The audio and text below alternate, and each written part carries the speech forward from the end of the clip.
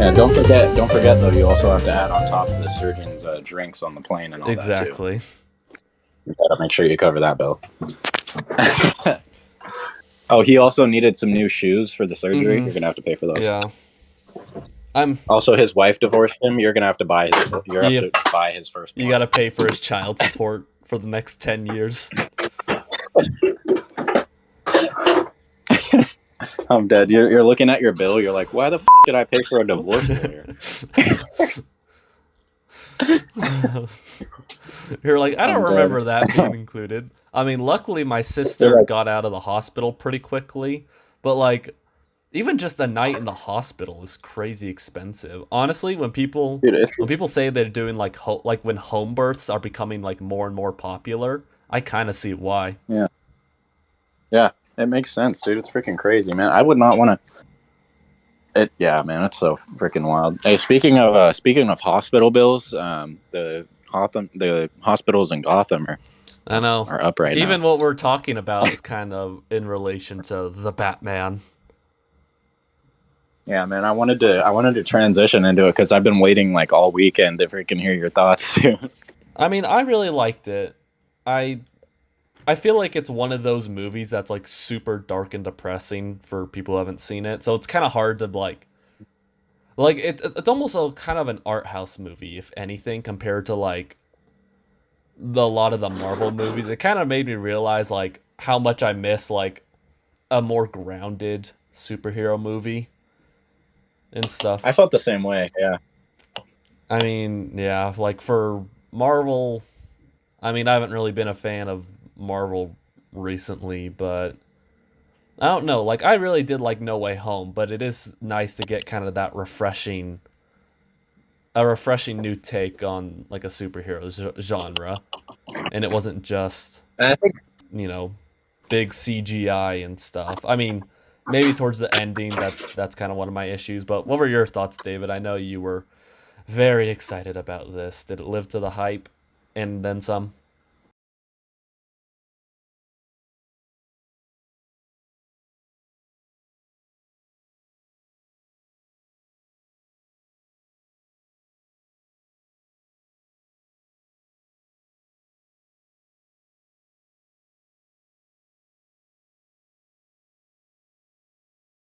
all right.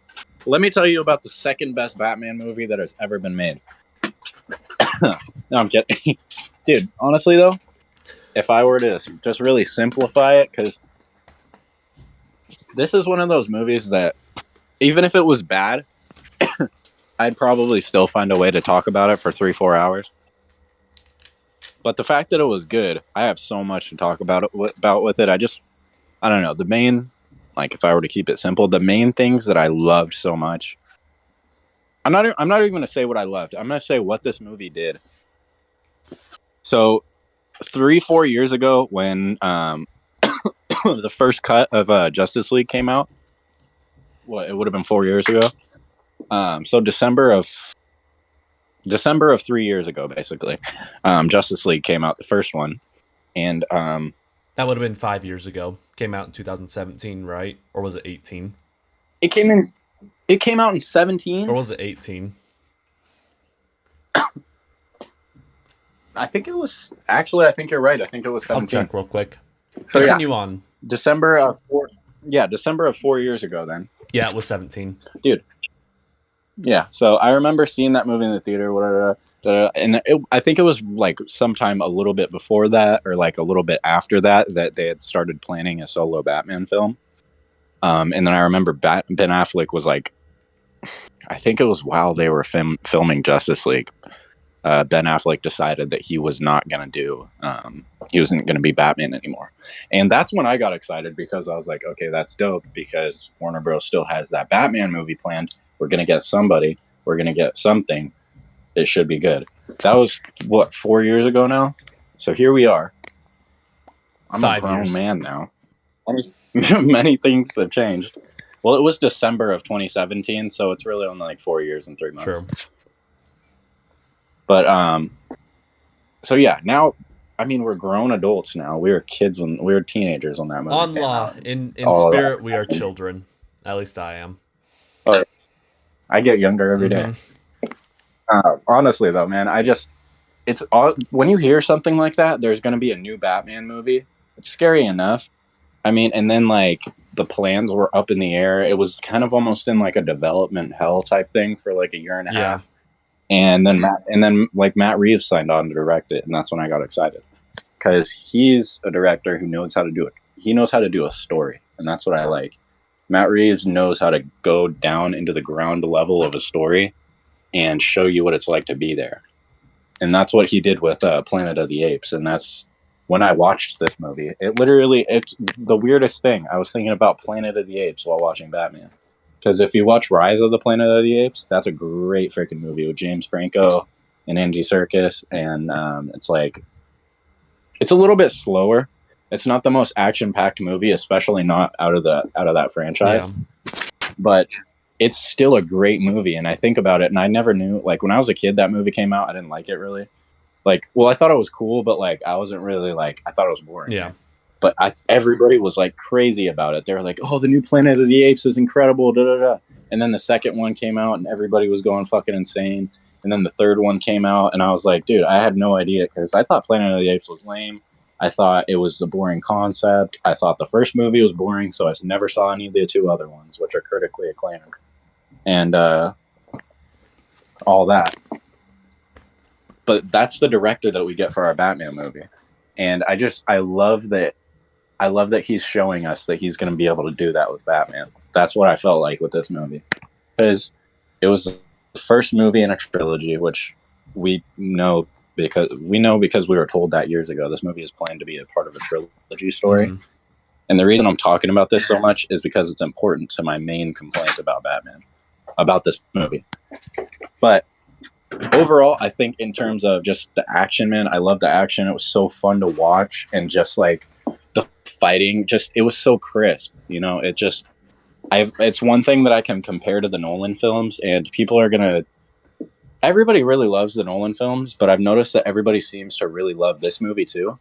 So it's kind of creating like a polarization where there's the people that love the Nolan movies a little bit too much that are just calling this movie absolute shit. Yeah. There are those people, and it's because they're comparing. I think it's their main complaint is the take on Batman, which was my complaint too. You know, I don't really like how Robert Pattinson played Bruce Wayne. Yeah. To be honest, like he didn't really seem like Bruce Wayne at all to me. I agree. His Batman, however, is probably my favorite Batman of all time. Honestly, dude, he was so sick as Batman, man. Dude, some of those scenes are so much better than anything I've ever seen in an actual real life Batman movie. Because personally, I think all the action scenes in the Batman movies are shit. Like every single one of them, including the Nolan films. The fighting scenes and stuff in those movies are kind of they don't impress. I feel like for me, the Nolan trilogy, the best part that stands out is like usually probably like the characters and story, or at least like the characters, the Joker, basically. The Joker, yeah, exactly. Pretty much Joker and Heath Ledger, and honestly, for me, my favorite part of those is just like they have this almost like I don't know. They have this like I don't know what to describe it as. There's just like this mid-2000s like Christopher Nolan vibe that he put into those movies that is just I love about him. It just like it makes everything about Gotham and about Batman and about the politics of the story and like the characters and how they interact. It makes it all feel like so dynamic and just powerful. And it makes that's I think what I love about that full trilogy is that like he weaved together a really coherent story.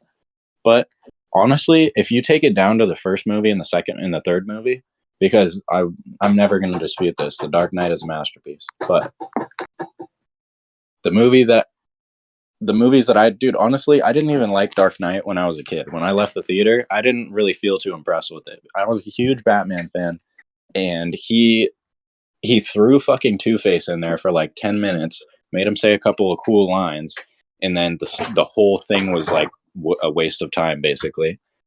And then Joker was dope, but I felt like he didn't really do anything like really Joker-like. And I felt like there was like no actual plot, like nothing was actually really happening, and there was random shit thrown in throughout. There was a lot of it that I didn't like about that movie when I was a kid. I left the theater knowing one thing. I was like, Jesus Christ! I was like, Heath Ledger is about to go down in history, and he did. Oh. Just throws phone. Just throws my phone. He went down in history. As you drop your phone, boom. Dude, I think about it sometimes, and I'll be probably one of the few to say this. I feel like Nolan's trilogy is just overloved because of, number one, The Dark Knight. Yeah. And two, just because everybody thinks that, like, I don't know, there's a certain look that Batman has in those movies that I love. Like, it's cool, but at the same time, like, it kind of disappoints me the way that, like Christian Bale's Batman voice I don't like. The way he fights I don't like. Like, yeah, I didn't really like that about those movies. Mm-hmm. Like, the way Batman is portrayed in those movies, it was like the same as the other ones, you know what I mean? Like, kind of just over the top, like just a little bit too much. Now this movie, Batman was like real to the ground. Like, he felt like he was really out there. You know what I mean? Like, his suit and everything looked like he had built it. His Batmobile looked like he had freaking put it together himself. Yeah. You know what I mean? And yes, he's a billionaire. So in the movies, in the Dark Knight movies and all that, it makes sense that he would be able to get this $1 million technology. But Batman is interesting because he's supposed to feel like a real person. This could be a real person almost. You know what I mean? Like, that's why he has a backstory. That's why it matters that his parents died. That's why it matters that he fights for his city, not just to fight evil. You know, that's why it matters that he's a great detective. That's why it matters that he's so smart and he uses his brain to get himself to where he is in terms of fighting capability and all of these other things. In this movie, if you're a Batman fan and you think that deeply about all of that stuff, you definitely saw how this movie showed it. It was so intentional, all of it. How his Batmobile was hand-built, his suit was freaking made of multiple pieces and looked like something that he had fashioned together himself. And just the way that he was a little bit more broken, I think that I didn't like. Because usually you see Batman all put together. But I thought about it more and I was like, wait, if I go back to year 1 and year 2, those comics, Batman was kind of all over the place. And those are some of the most famous Batman comic books. Those are some of my favorites, especially. Year 1 is probably my top 5 Batman graphic novels of all time. Probably my top 5 comics, like my comic arcs in Batman. Because when I was a kid, I read it as the comic strips individually. I had like 20 of them, dude.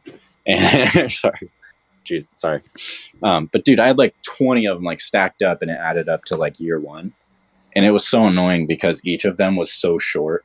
And when I finally got to the end, I was like, it was the most satisfying thing because you finally like got to see Batman's full origin in detail. Mm. And that's what this movie felt like. It felt like kind of a combination between year 1 and year 2, where Batman, he was a little bit edgier. He was a little bit more emotional, and he hadn't learned a lot of the lessons that he has yet to learn. Cut to the end of Matt Reeves' Batman.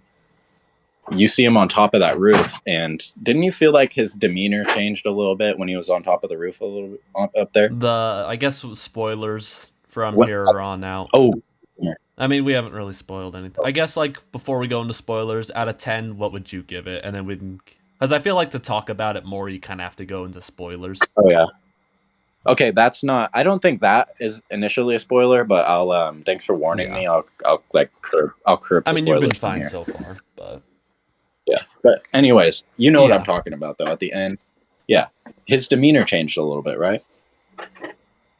Like, he kind of seemed like he had learned a lesson, like, he was, like, the events, like, it really looked to me like the events of the story were reflecting in his mind the events of what happened, what he had learned, were really reflecting and like kind of altering the way his thoughts were. They actually impacted his character. Yeah, and you could do you agree with me on that scene though? Did you kind of like see that, feel that when you looked at him? Yeah, I don't think I know what you're talking about.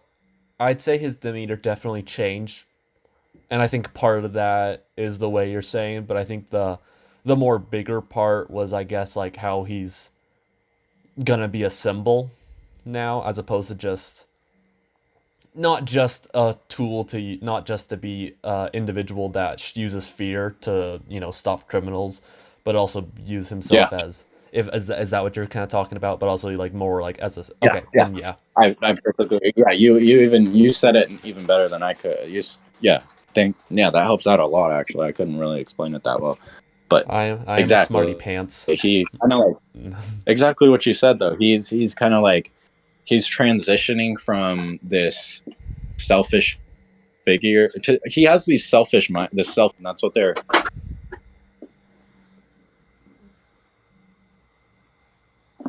Hello. One sec.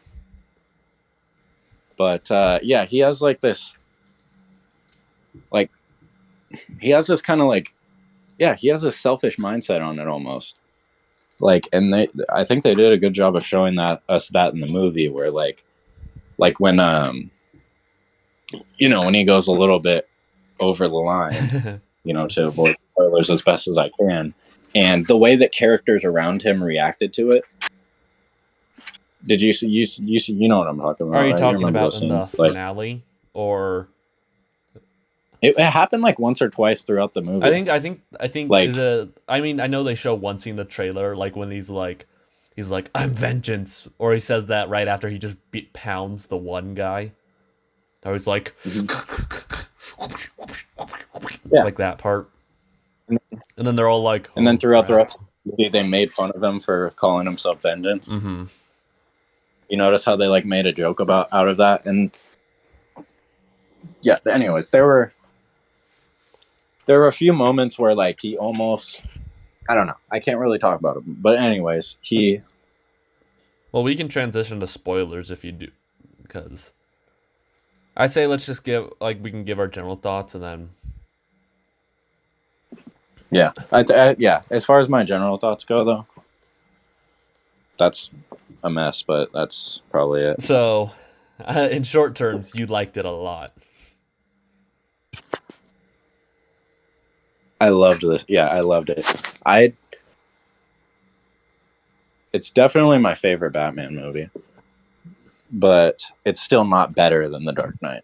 Yeah, I can get that, where it may not be. You can recognize that there may be a movie objectively better or something, but this one you like more. I get that. Yeah, I definitely really liked it a lot. I feel like it is hard for me to talk about because it is kind of a dark, depressing movie, and I wasn't exactly in the healthiest mindset when I saw that movie. So it kind of like I recognized like the artistic merit at the time, but I'm like, man, this movie just bummed me out.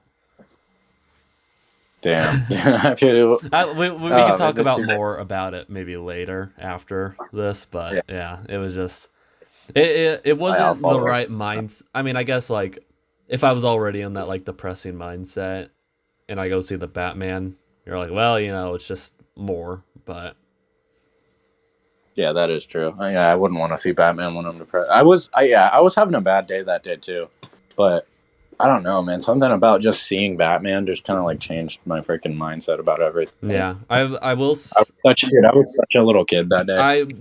My probably non-spoiler, my biggest issues is I agree. I did not like how Robert Pattinson played Bruce Wayne. I thought he was very. I mean, they gave him like some like arcs to overcome and stuff. Like, I don't know. He just like as Bruce Wayne, Robert Pattinson just played him very bland to me. I liked Colin Farrell. It's a really my biggest issues are probably some of the casting choices. Colin Farrell, like I liked him in the movie and he was funny, but I don't get why they had him there just to put all that makeup on and not make him recognizable. I don't know. It just didn't make a whole lot of sense to me. Dude, he killed it as Penguin. What do you mean? Well, no, I think he did a good job, but like I didn't think he like had to be the Penguin role. Like if you're gonna bring in Colin Farrell, why like make him not even look like Colin Farrell? I guess that's what I'm saying. I hear you. Casting wise, Dude, you know I also was kind of they're rumoring. Oh yeah, They're rumoring Mr. Freeze for the next movie. Dude, I think that'd be so. with Arnold. We have to see a definitive Mr. Freeze would be awesome, dude. And Arnold Schwarzenegger comes back to reprise his role. Chill. That would be really. Oh my gosh, man! I'm not gonna lie, that'd be pretty funny to see. That would be funny. Also, yeah. Oh yeah, my only other casting issue is Andy Serkis. Like I like Andy Serkis, but I feel like he's almost a little too young, like currently, to play Alfred. Kinda, and like he also just wasn't in the movie very much. Yeah, he wasn't in the movie very much. I didn't really like that either. I felt maybe like had like 4 scenes, and he was just kind of there to be like, Bruce, your father was a good man. Well, like I feel like that's kind of. It sucks too. That was it. Yeah, that is exactly right. Your father was a good man. I'm sorry I couldn't be your dad. And I was like, okay, but Alfred is more than this. Yeah. But I think they're gonna get into that in the next movie. Yeah. I hope they do. He felt like. I think that'll. Oh, go ahead. Sorry. I will tell you one thing: we'll never get a better Alfred than Michael Caine. Yeah. That's just the truth of the matter. It sucks, but it's true. And then also, He said, "Why do we fall, Master Bruce? Why do we fall?" The relationship with Andy Serkis and Robert Pattinson, like with their respect, as Bruce Wayne and Alfred, like it just kind of felt like the new stepdad comes in, and like he's like a genuinely like nice guy, but the edgy teenager's like, "You're not my real father." Like that's kind of how it felt to me. Yeah. These are the things that's exactly why I was mentioning. These are gonna be the complaints that people have, and I hate it because when the next movie comes out, everybody's gonna go back to this movie and be like, or when the trilogy is finished, they're gonna go back to this movie and say, "Damn." But no, I don't think like these things that I'm mentioning aren't like huge problems that I have with the movie. Like it's still a very good movie. Like from like you're definitely not hating on it. Like a lot of people are hating. No, I did like it. And that's why I'm kind of saying it that's kind of why I want to just like say it to the podcast. This movie is good. Go see it a second time. Re-review it. Do what you need to do out there, folks. But this movie is good. Yeah, I think even just from like a cinematography perspective, I think it's very well shot. This is also non-spoiler, but like one of my issues with the Dark Knight trilogy is that Gotham is just New York. But like the way I always imagine is Gotham in itself is its own character, and I think Matt Reeves perfectly understood that with this movie. Like Gotham should be depicted as like the worst place to live, period. And I think it did a good job of that. Yeah, it did. Matt Reeves. I think Matt Reeves. He said that in an interview too. He was treating Gotham like a character, and because he's making an Arkham Asylum show, and he wants to do the same thing. Like he was saying, like in the comics, Arkham Asylum it's a whole entity. It's almost like its own character. And he wants to do something more based on that. He wants to continue building the world around this Gotham that he's creating with the characters and stuff. And yeah, I definitely agree with you on complaints. Bruce Wayne and Alfred's relationship. I have one other complaint, but yeah. I think the movie is very long to me. And I do like the slower pace that it's going for, especially combined with the grounded realism. I think that works in its favor. But the finale for me just kind of felt not necessarily tacked on, but I wasn't super invested because I was just kind of tired. I mean, it's almost 3 hours, so it is a long movie. And I feel like they kind of could have wrapped it up a little bit cleaner. It felt like there was three separate endings for the movie. Hmm. I mean, I get that they wanted to do like the reveal for like the big action finale, but to me, I felt like when I was like, "Wow," I'm like, "This movie is like this movie's almost over, right?" And they're like, "We still have like a big action sequence to go." I'm like, "Wow." That was me personally, though. I felt like it was a little long in some parts.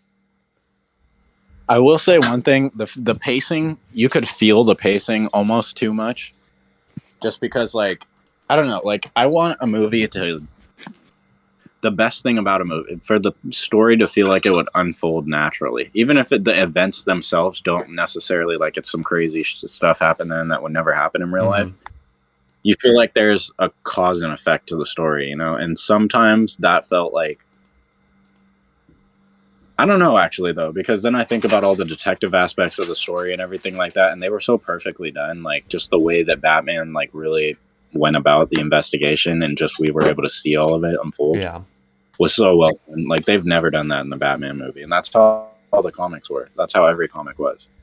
Batman didn't know like a lot at the beginning, and he learns more as he goes. But No, it was nice to actually see the world's greatest detective actually do some detective work. mhm. I was rewatching the Nolan movies, and it doesn't really. Even when he is doing detective type stuff in the Nolan movies, it just seems like he uses some overpowered computer program and Yeah. finds what he needs and then does it. Like that's to an extent how it is in the comics, I guess, but not all the time. Batman has to figure stuff out. You know, these criminals are usually very smart, and that's how they get away with this stuff. And that's why Riddler is probably my favorite part of this movie. Yeah. Just the way that just the way that they gave us a villain and the entire plot just sprouted from him. That's how Batman is. That's how it goes. You know, it's just this villain comes out and then boom, there's so much going on around it. Batman has to freaking untangle all of this just to get to the center. Biggest plot You twist. know, and I was not expecting the Riddler to be a TikToker. Our theater was like laughing pretty hard at that. I'm not sure about your theater, but when he's especially when the part where he's like, this community has really helped me get through these past like I don't know, just talking like how a YouTuber or TikToker would just kind of cracked me up. yeah, that's so funny. I'm dead. Yeah, that's hella funny. I remember I saw comments about it too, and they were like, I didn't really like the part when Riddler became a Twitch streamer. So funny.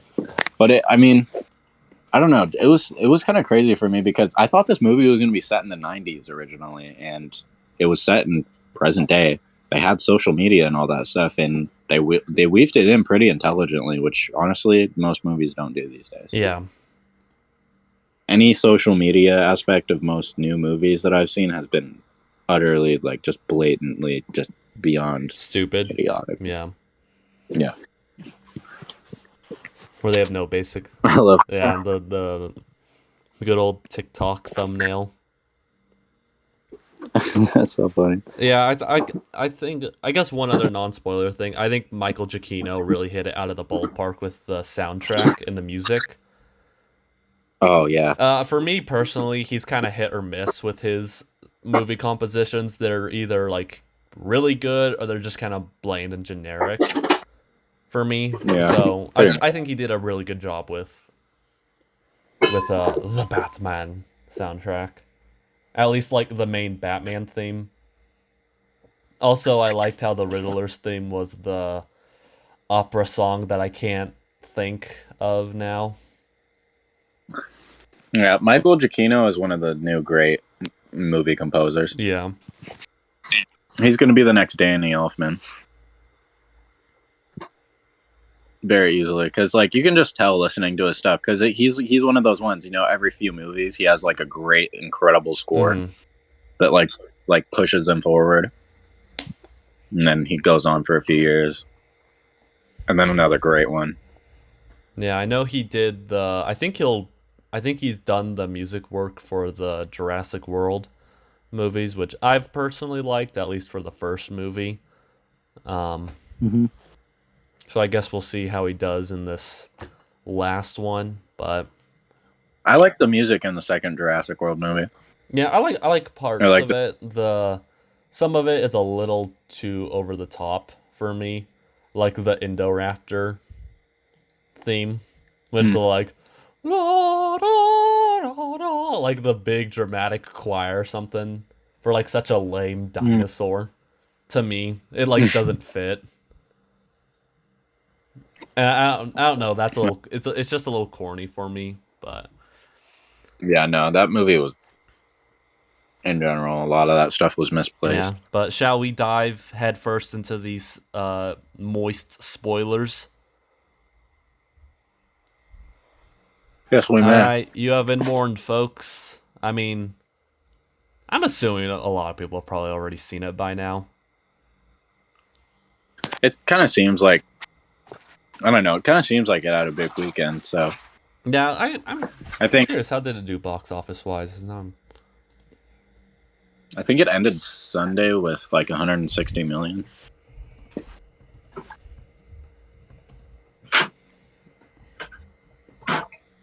And it was pulled from Russia too. Yeah.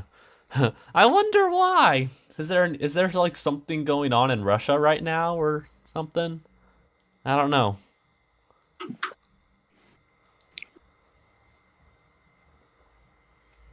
I haven't have the faintest idea.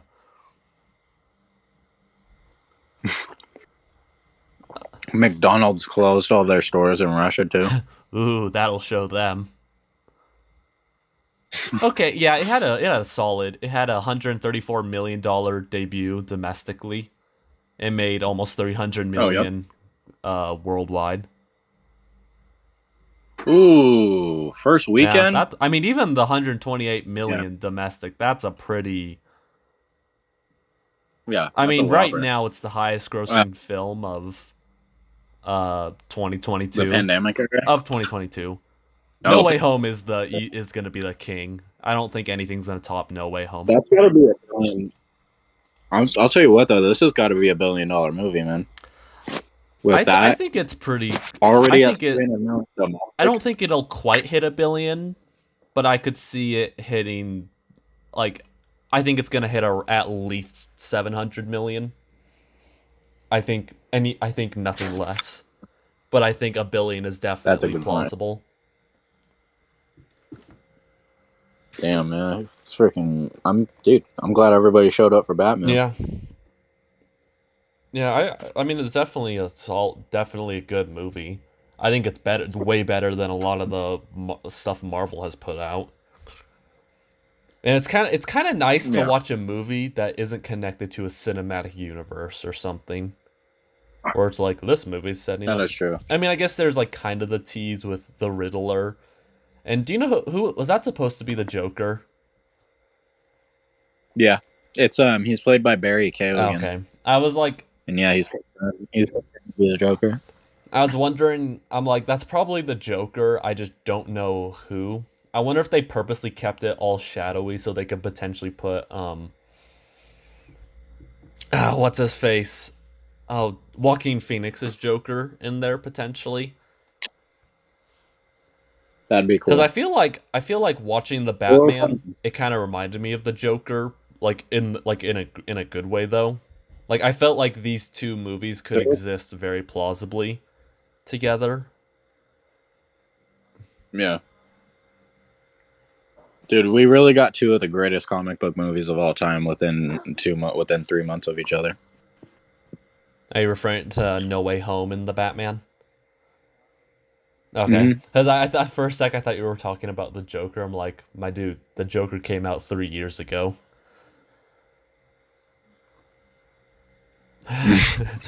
Dude, honestly, man, I think oh yeah, I was gonna tell you so about that Joker, he was gonna actually be in the movie more. Matt Reeves said that there was like a Hannibal Lecter style interview scene with Batman and Joker. Like, have you seen Silence of the Lambs, or you know the scene I'm talking about where Hannibal Lecter's in that cage? Yeah. So it was going to be something like that, where Batman was like talking to Joker and trying to figure out what the Riddler is up to or something. But they cut that, and I think Matt Reeves wanted to go for more surprise effect on Joker for the second movie. Yeah, I'm kind of glad they cut him. I feel like if they had that, it kind of would have derailed the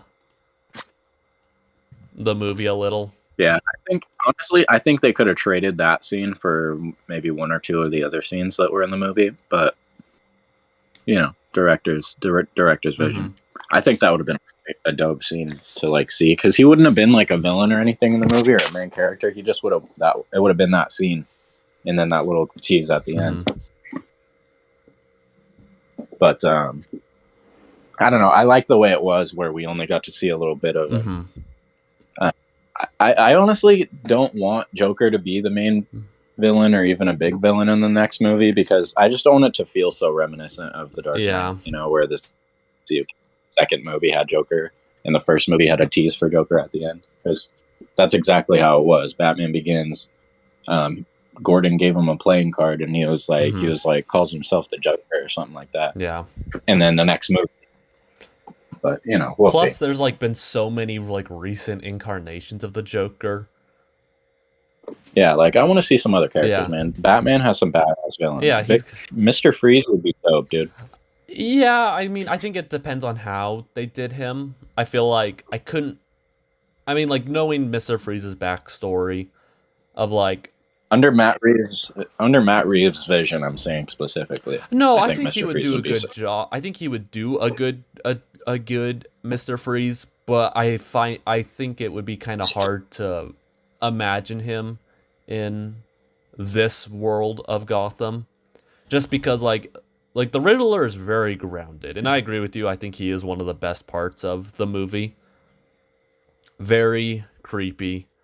The whole like part that he like duct tape and stuff just made me like really nervous. Not nervous, but like just creeped out.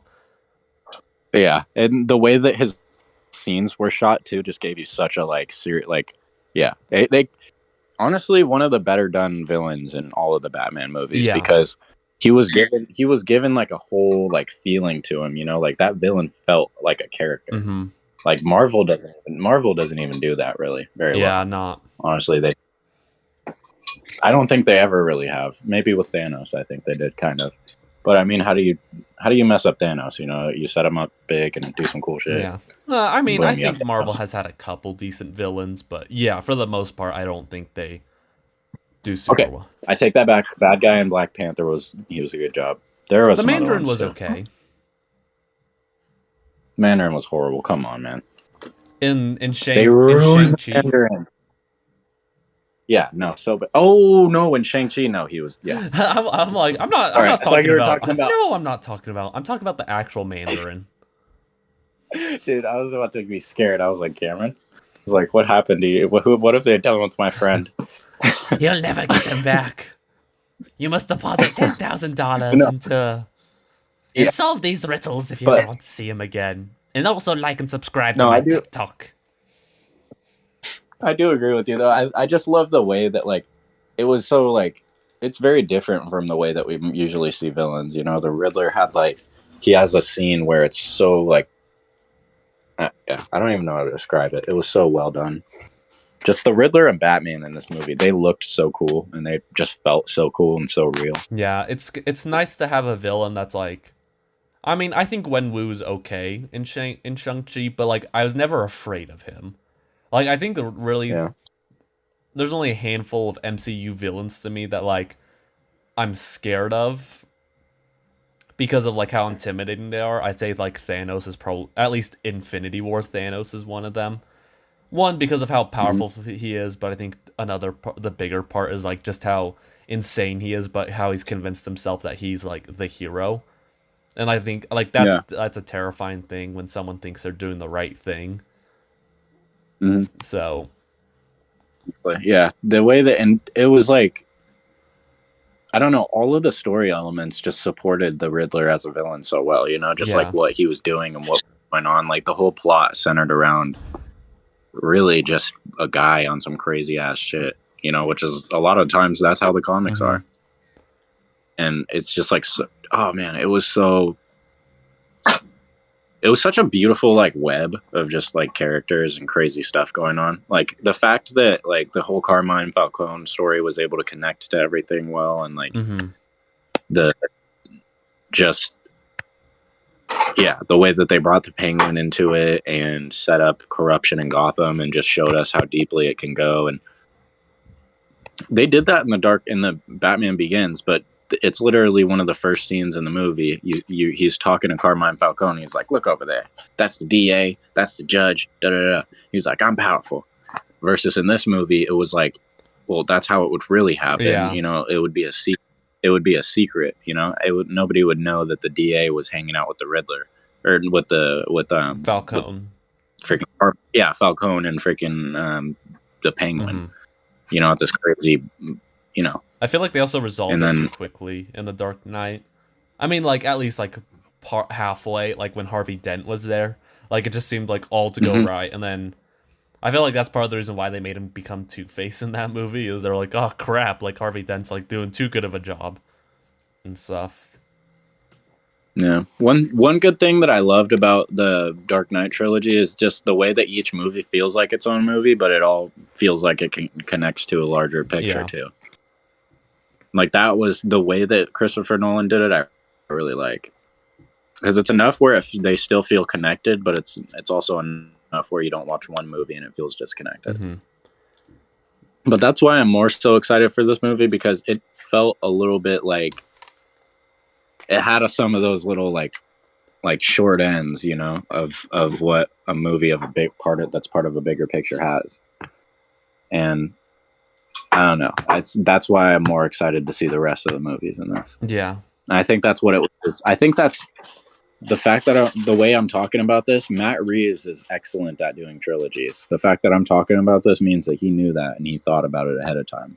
Because what if this movie failed? He never would have got to finish his view for it. So he had to make sure that everything about this movie dictated that there would be a second one. Yeah, I think Matt Reeves, like you were saying earlier, for Rise or for Planet of the Apes, the trilogy and stuff, how like maybe as a kid you might find it boring and stuff, but like when you get older, I think you realize how well crafted those movies are. I think that's kind of the same. You can definitely see Matt Reeves like stamp on this movie. You can watch it and you can be like, yeah, this is the same guy that directed, these Planet of the Apes movies. Be like, yeah, that makes sense. Like they're very well crafted and stuff with some decent action scenes, but the action scenes aren't the main focus of why these movies are so good, or why his movies are so good. Yeah, and that's why this movie is perfect to me, is because he gave us what I wanted to see, which was awesome action, and not even just action, but just like kind of just fan service. Like we got to see Batman and Catwoman together. We got to see what I saw as a freaking the perfect incarnation of the Riddler and the Penguin. And we had a scary Carmine Falcone who really felt like a crime boss. Yeah. And like, dude, Falcone was terrifying in this movie. Who played him? Which I did not. Was that John Turturro? That was Jonathan Turturro? That's what I thought. Yeah. Dude, like, I did not. I thought that was going to be a horrible casting. And then he was freaking scary, dude. Yeah, like, I unexpected, right? I thought that was him, but I couldn't be sure. But yeah, he did a good job. Like, is that Jonathan Turturro? Or yeah, however you say it. Yeah, I thought I have a hard time taking that guy seriously, and he did it. He did it well. He had to. And I think it was just because the character was written well. I don't know, the whole plot just drove together. Yeah, like so he well. was definitely like decently written, but I think like a good chunk of it came from his portrayal. Yeah. Yeah. I don't know. The best part about this movie is that there's so many elements in the story that just weave together so well. Like they weave together naturally. Yeah, John Turturro. Like it's like, oh, there's this. Oh, Batman's dad did this, and then now there's this crime boss, and then now there's Catwoman who's also connected to this, and now there's freaking, like, there was so much stuff, and it all weaved together. So like it felt natural. Yeah, and it's hard to do that many story beats. You know what I mean? I think it was Catwoman was actually, I think, one of my favorite parts of the movie. I think who was the let me look up the chick that played her. Or do you know? Zoe Kravitz. Yeah. Because I think Zoe Kravitz, she did a great job. I think she was all the hallmarks of like a good Catwoman. Like she was seductive but smart and stuff, and I'm just glad they didn't get like Melissa McCarthy or like some like the fat obese feminist to be like, I'm Catwoman or something. And like even when she like fights the Batman, she gets her butt handed to her. Like, yeah, he's like twice her size, and he's Batman. There's never been chemistry like that on screen between Batman and Catwoman before. Like it's always felt kind of forced, you know. Like Batman, like Anne Hathaway, I do not like her very much as Catwoman. No, she's a terrible Catwoman. Yeah, terrible. The old ones are great, but yeah, just because they're great, you know what I mean? They're just classics, but they're not really good, like objectively. And that's where great, she comes but in. They're not good. Explain. Like her, like they're great. Like I love Eartha Kitt. She was such a talented individual. She was such a powerful woman, and she was so Michelle Pfeiffer played Catwoman. Yeah, Michelle Pfeiffer played her a long time ago. Eartha Kitt played her a long time ago. Lee Merriweather played her a long time ago. And then I think there's another one that I'm missing. No, it was Eartha Kitt, Lee Merriweather, Michelle Pfeiffer. I didn't know Eartha Kitt played Catwoman. Yeah. Was it Lee Merriweather? I do not know. Yeah, it was. Yep. She's one of the classic Catwomen. And she was a great one, honestly. She was just, dude, she was a freaking timeless beauty. And she was, super talented actress and all of the above. I don't know as much about Lee Merriweather because Eartha Kitt is obviously my favorite. Mm-hmm. But, and then there was, of course, Michelle Pfeiffer. She's freaking awesome. And then there was Halle Berry, and then there was Anne Hathaway. And yeah, they've all been kind of somewhat terrible in certain ways. They're hit or miss. In terms of just the way that they're portrayed. It's not even the actresses themselves. These are great actresses, but they were given very sexualized and very just gross roles, and the way that they were portrayed is just like, yeah. I feel like Anne Hathaway was like horribly miscasted though. I don't know. I think she made sense for the casting of Catwoman at the time, but at the same time they could have done somebody. I don't know. I just didn't like the way that her character was portrayed. Like she was just so like, oh, she's sassy, and oh, she's so, yeah, but like she wasn't actually really that smart, and she wasn't actually really that freaking like sass. Like I don't know. This Catwoman just felt like to me like she had that little bit of like an attitude where she was just like, she really was independent, she really was strong, and she really was like, had been through it. Without her constantly reminding us about how she's those. Yeah, exactly. Yeah, that's the thing. It's like it's like when people criticize like characters like Captain Marvel for not being a strong female independent woman, it's not because they hate women, it's just because they hate poorly written characters. Versus you look at Arcane and stuff, which have you watched it yet, David? No. You're killing me, Smalls. I started watching Attack on Titan for you. You've betrayed us for those darn weebs. And I'll do it again in a heartbeat. Turn your back to those. I will watch. I don't actually hold those opinions. Damn, man, what a good Batman movie though. That's why I said that it's my favorite Batman movie, because no Batman movie has done all of these elements all at the same time so well. Every Batman movie has something that I don't like about it. Yeah. And this one, it doesn't have anything like genuinely. I don't look at this movie and say, oh, well, it's missing this. Yeah. Like I look at this movie and I say, well, this could have been better. But at the same time, I look at everything in the greater picture of the story, and I just look at it all, and I'm like, wow, it's still so well put together. And that's why I think it's going to be a beautiful trilogy, man. I hope that Robert Pattinson gets a little bit more sauce as Bruce Wayne, though, which I think is going to be the next movie. I think the next movie is going to be him getting more of his playboy billionaire stuff going on, and we're going to see him trying to help around the world and things like that, or trying to help with some, like, be charitable. And then he's going to, like, take another big L, and he's going to realize, oh, you know, you were kind of, like, being not humble. It'll be something like that, I think. What'd you think of, I guess this is kind of a small thing. What'd you think of the humor of this movie? Because there's not a ton of humor in this movie, but, like, there's a couple things.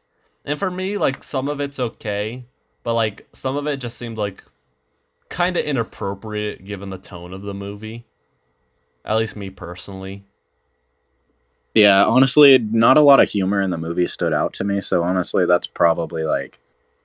It was... Why? At best, yeah, I thought it was funny. At worst, it was kind of distracting, given the tone of the movie. I feel like the Penguin was fine, because, like, I can imagine that from the Penguin. Yeah. The Penguin was fine. I think there were some scenes with Catwoman that genuinely did make me laugh. I think it almost felt like there were scenes that were supposed to make me laugh that I didn't laugh at, so maybe that's what I was missing. Yeah. But, yeah, I think too much humor in this movie would... I don't know. I'm trying to think, like... I think that's one of the things that I like about Matt Reeves' movies, is for the most part he plays his movies pretty seriously, but he's not not afraid to sprinkle in, you know, like the occasional humor or something, or comedy in there, which is kind of nice, like, especially, like, compared to Marvel, where they, like, have to have a joke, like, every 30 seconds or something. Yeah, do you know the stuff that they do to make those to write those jokes at Marvel? What? They'll, like, they have, like, formulas, man. Yeah, that's not that surprising. It's definitely... I know actually a good chunk of the Marvel movies are actually pre-written before they even choose a director. I found that out when they were doing Black Widow. Because they have all types of stuff. Yeah, like they had, like, they had one female director who I'm like, yeah, she's a pretty competent director. Like, she would probably make a decent Black Widow movie. But then... Yeah, they have pre-written jokes and dialogue and stuff. Like, but then, you know... I don't remember where, but I saw something. She was looking at it, and Kevin Feige and the other Marvel heads are like, you know, you have to have this number of action scenes. She's like, I don't want to have that many action scenes. So then she's like, fine, like, if I can't, you know, make my own movie about Black Widow, then I'll leave. So I wouldn't be surprised if that's how it is. I mean, how it is for the majority of the Marvel movies. Because, like, I feel with the exception... They have it all, like... I feel with the exception of maybe, like, a handful. Like, how many of the Marvel movies can you look at and be like, that's this director's film? Like, maybe I think James Gunn. And I think that's really about it. Not to say that... I think they stole a lot of James Gunn's ideas, honestly. Yeah. Because the Marvel movies really changed after Guardians of the Galaxy came out. Yeah. They weren't funny like that. They were not funny at all like that before. Like, they had jokes, but they weren't as funny. Like, there were more things that adults would laugh at. Yeah. And James Gunn, his Guardians of the Galaxy, like, anybody would find that movie funny. You know, and then Marvel, like, tried... I definitely think that they did something after that. They figured out how to, like, write jokes better like that or something, because James Gunn, like... I don't know. He's had a lot of disputes with Marvel, and, like, even before that... the whole stupid tweet things. Yeah, even before that, like, I think he had problems with Marvel before. I think that's why that stuff happened. Yeah, I know he produces a lot of the Marvel movies. Like, you know, it's usually like him, Jon Favreau. I mean, used to be Stan Lee, but not anymore. Yeah, Jon Favreau, Avi Arad. But, like, a lot of the big time directors and stuff. But, like, I feel like a lot of the movies, you can't look at them and be like, this is this director's style or whatever. Like, they just feel kind of formulaic and cookie cutter. Doesn't necessarily mean that they're all bad, but I can't. I mean, maybe Black Panther. I could look at that and be like, this one has its own unique style, but even like you can see like Yeah. parts of like the Marvel formula like trying to like claw its way in to Black Panther. No, there's like Taika Waititi. Okay, I also agree. I would say that about Thor Ragnarok too. Yeah. That one really feels like Taika Waititi esque, and I don't know. I think they've gotten more bold with that over the years because they've hired less. Like they've been way more bold with hiring these more creative style directors. And, Yeah. hiring on Sam Raimi is kind of new, kind of different for Marvel. Yeah. I feel that like gives me hope for Multiverse of Madness because Sam. I just hope it's like as crazy as the OG Spider-Man movies and stuff. But I guess we'll see. Even I would say, Kenneth Branagh, who directed the first Thor movie. While I don't think the first Thor movie is like anything great or anything, I think visually, if you know Kenneth Branagh, I think the first Thor is a really good looking film, especially Asgard, like cities made of gold, and like I think he really captures the look of that of Asgard at least, but never really so in even Thor Ragnarok, which I like, but Asgard just looks kind of boring. that is true. But then remember like the planet they were on, the garbage planet. Yeah, Sakaar. Oh yeah, Sakaar. That planet looks sick, man. No, I think that looked good. But like I said, I think there's only a very few handful of Marvel movies that you can look at and say that this is this person's movie. Like, even though I'm very critical of the DC films and stuff, at least I can look at Batman v Superman and say, yep, that's a Zack Snyder movie. It may be too much in my opinion, because I don't think he's the best director, unlike some people, but at least I think DC gives a lot more creative freedom to a lot of their directors versus Marvel, where they're like, Marvel's become so popular and mainstream that they can't really afford to diverge from this formula now. So I think this is... You gotta watch Eternals, though. Eternals feels like a Chloe Zhao film. Yeah, I mean...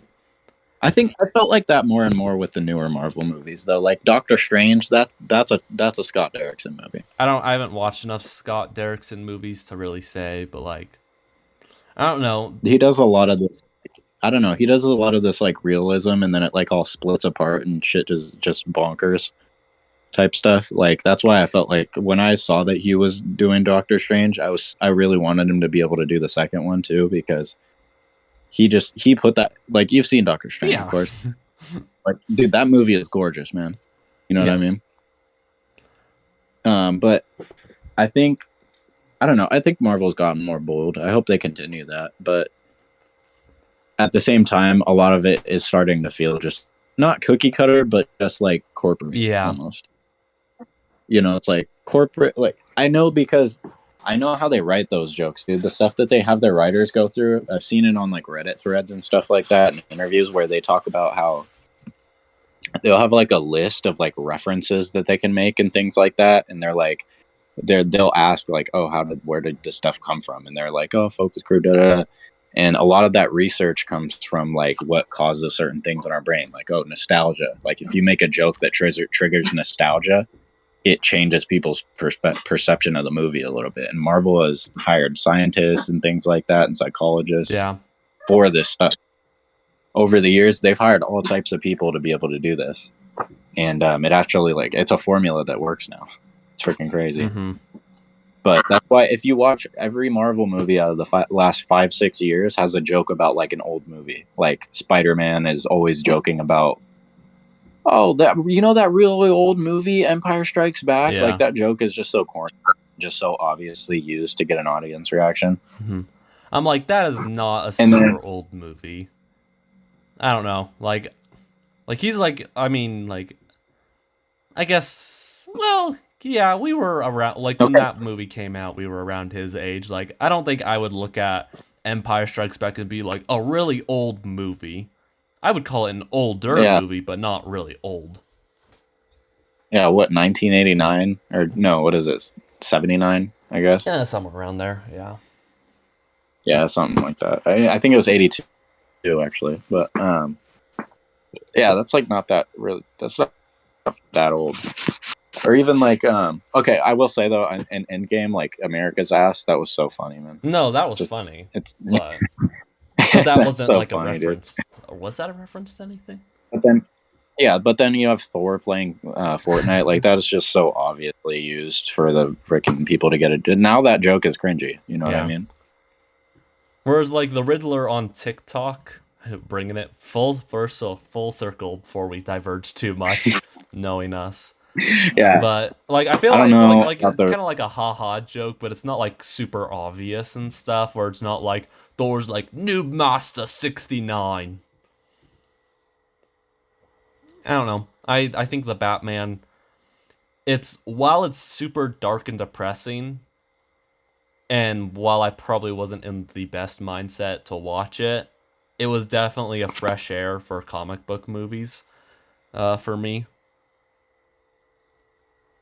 So, I really enjoyed it for that. yeah. I also liked what's his Commissioner Gordon. Oh man, I haven't even talked about that. I hope he wins an Oscar for that I role, think he dude. did a I really good loved him as job. commissioner. I think although there was like one or two lines where I'm like, they just had him say that line so like the audience would know what was going on. When he's like, Jesus, she's strangling her. I'm like, gee, I never would have guessed that by like the gurgled screams and stuff. Yeah, That that is true. like that wasn't like all his character. Like I like, and that's not the actor's fault. I think the actor did a really good job. But Yeah, it was more Jeffrey like how Wright. the I'll be character was honest. written. Jeffrey Wright is one of my favorite actors, man. I love that they casted him for Commissioner Gordon. I love that he put it all on the field too. Yeah, I think he did a really good job. All right, everyone. Well, that's it. Say bye bye, Uncle David. All right, beauties. Y'all go see Batman again if you haven't seen it for a second or third time, and enjoy yourselves. Yeah. So, if you haven't seen the Batman, go see the Batman. You will probably enjoy it. All right. Bye bye.